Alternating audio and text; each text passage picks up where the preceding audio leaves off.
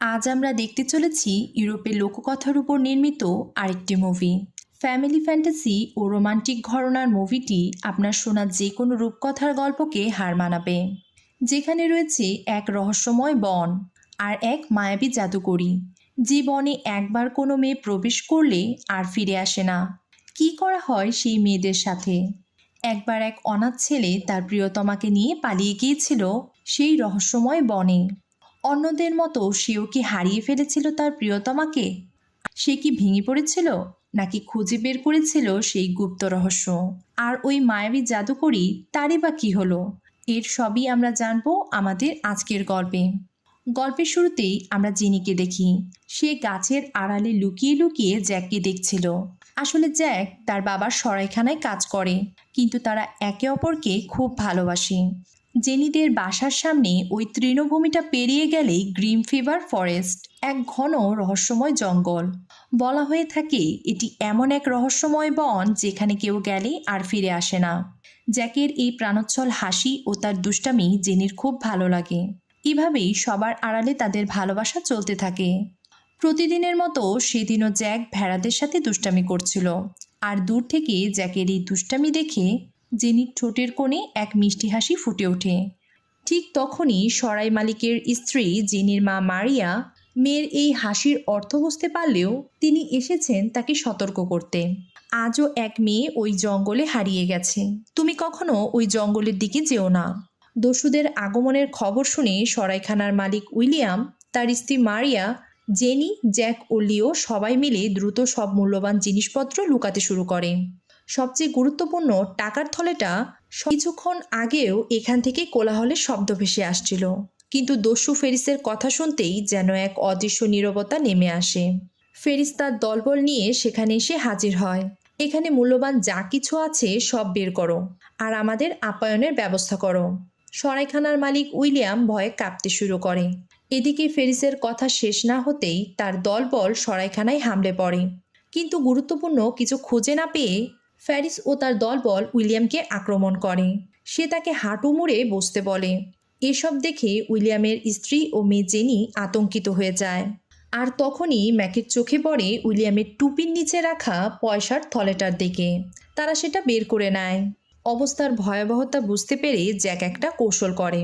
সে ভেতর থেকে এক পিপা ভর্তি মদ ডাকুতের সামনে নিয়ে আসে। এটা আমাদের সরাইয়ের সবচেয়ে স্পেশাল পানীয়, এই বলে সে সবাইকে পানীয় পরিবেশন করতে শুরু করে। ফেরিস পয়সার থলেটা টেবিলে রেখে মদ খেতে শুরু করে। এই সুযোগে উইলিয়াম জ্যাক হঠাৎই পাথরের মতো স্থির হয়ে যায়, কিন্তু তার চোখগুলো বিস্ফারিত, যেন কোনো এক অদৃশ্য শক্তি তাকে আটকে রেখেছে। জেনি উদ্বিগ্ন হয়ে প্রশ্ন করে, জ্যাক, কি হয়েছে তোমার? ঠিক তখনই এক অদ্ভুত শব্দ ভেসে আসে। এক নারী আকৃতির ছায়া জঙ্গলের গাঢ় অন্ধকার থেকে পাখির মতো নিচে নেমে আসে। সেই ভয়ঙ্কর জাদুকরী, তার রহস্যময় চোখ দুটি যেন সব নিয়ন্ত্রণ করছে। জ্যানি নিজেকে আটকানোর চেষ্টা করে, কিন্তু তার পা নিজে থেকেই চলতে থাকে, যেন কেউ তাকে টেনে নিয়ে যাচ্ছে। এসো, আমার কাছে এসো জেনি। তার হাতের ইশারা আর কণ্ঠ যেন এক সম্মোহনী মন্ত্র। জ্যাক কিছুই করতে পারল না। সে একেবারে পাথরের মতো দাঁড়িয়ে। সে তার সর্বশক্তি দিয়ে জেনিকে থামাতে চাইলেও তার মুখের স্বর অস্ফুটই রয়ে গেল, আর জাদুকরী জেনিকে নিয়ে জঙ্গলের অন্ধকারে হারিয়ে গেল। জাদুকরী চলে যেতেই জ্যাক তার চোখের সামনে অন্ধকার দেখতে থাকে। সে মাটিতে লুটিয়ে পড়ে, সম্পূর্ণ অচেতন। তবে যখন সে চোখ খুলল, জেনিকে দেখতে না পেয়ে তার হৃদয় কেঁপে ওঠে। সে মরিয়া হয়ে জঙ্গলে ছুটতে থাকে। জেনিকে খুঁজতে খুঁজতে সে এক বিশাল রহস্যময় জাদুকরী দেয়ালের সামনে এসে দাঁড়ায়।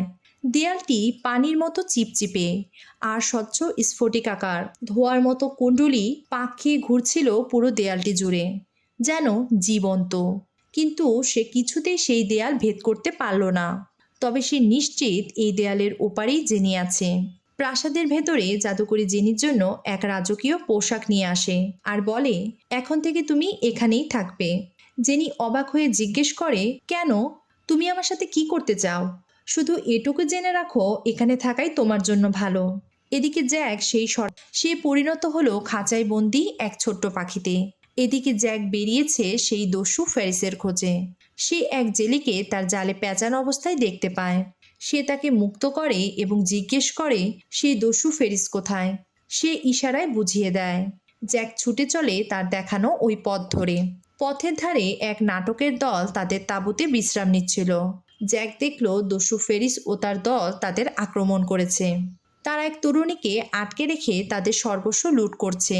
ঠিক তখনই জ্যাক তাদের সামনে আসে। জ্যাককে দেখে ফেরিস বেশ খুশি হয়।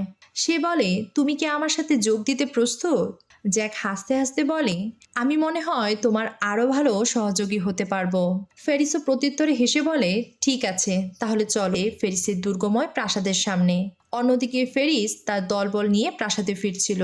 জাদুকরি পাখিরূপী জেনিকে মানুষে রূপান্তরিত করে বলে, দেখো, তোমার প্রেমিক জ্যাক তোমাকে বাঁচানোর চেষ্টা না করে নিজের জীবন নিয়ে ব্যস্ত হয়ে পড়েছে। জেনি বলে, তুমি আমার জ্যাককে চেনো না, সে অবশ্যই আমাকে বাঁচাতে আসবে। ফেরিস জ্যাককে তার বিশাল দুর্গ ঘুরে দেখাতে থাকে। রাতে খাবার টেবিলে সে ফেরিসকে তার পরিবার সম্পর্কে জিজ্ঞেস করে। ফেরিস বলে, ভালোবাসা, পরিবার, এসব বাজে কথা। আমি শুধু আমার শক্তি ও সম্পদের জন্যই বেঁচে আছি। রাতে জ্যাক সেখানেই ঘুমিয়ে পড়ে। ঘুম ভাঙলে কাউকে না পেয়ে সে প্রাসাদের আরো ভেতরে প্রবেশ করে। খুঁজতে খুঁজতে সে ফেরিসের বিশাল রত্নভাণ্ডারে চলে আসে। ফেরিস তখন সেখানেই বসেছিল। সে জ্যাককে ভিতরে ডেকে নেয়।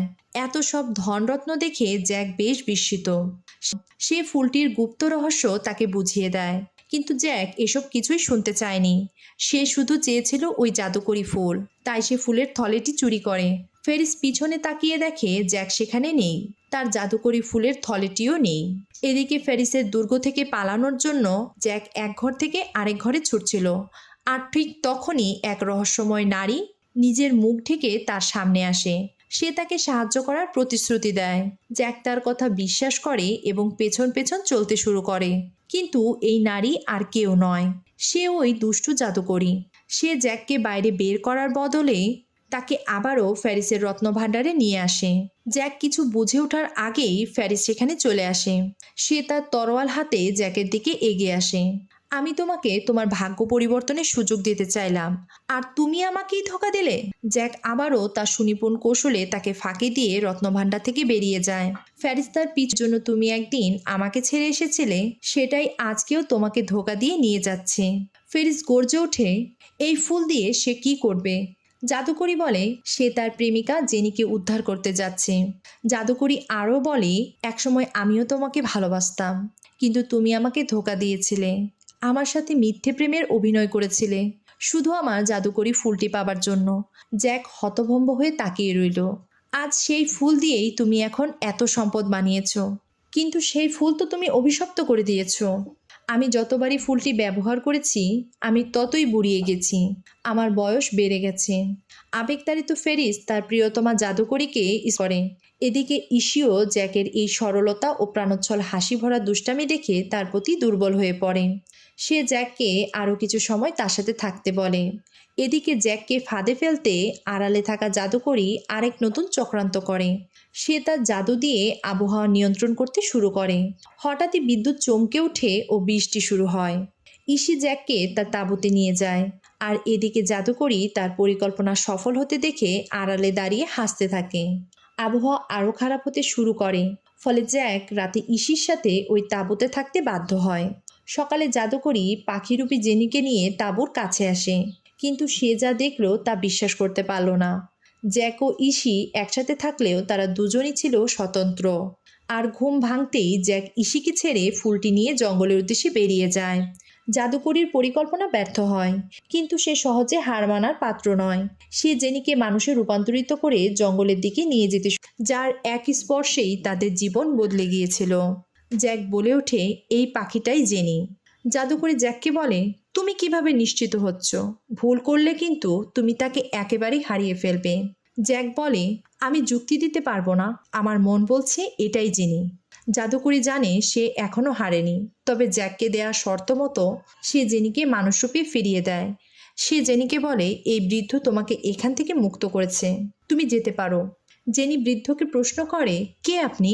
আমি এক বৃদ্ধ শ্রমিক। জেনি সেখান থেকে বেরিয়ে যায়। বৃদ্ধ জ্যাক সেই ওক গাছের কাছে ফিরে আসে। আবারও সে তাদের ভালোবাসার স্মৃতিচিহ্নের সামনে এসে দাঁড়ায়। তার হাতে সেই অভিশপ্ত ফুলের থলি। সব হারিয়েও তার মুখে যেন এক বিশ্বজয়ের হাসি। হঠাৎই জেনি সেখানে এসে উপস্থিত হয়। সে জ্যাককে প্রশ্ন করে, তুমি আমাকে এত ভালোবাসো? আমাকে বাঁচাতে নিজেকে উৎসর্গ করে দিলে? এছাড়া আর কোনো উপায় ছিল না জেনি। তখনই জেনি জ্যাকের কাছ থেকে ওই ফুলটি বের করে নিয়ে আসে, কিন্তু আশ্চর্যজনকভাবে জেনি ফুলটা হাতে নিতেই সেটি আবারও ফুটে ওঠে। যে ভালোবাসা হারিয়ে ফুলটি অভিশপ্ত হয়েছিল, আবারও এক নিঃস্বার্থ ভালোবাসা তাতে প্রাণ ফিরিয়ে দিয়েছে।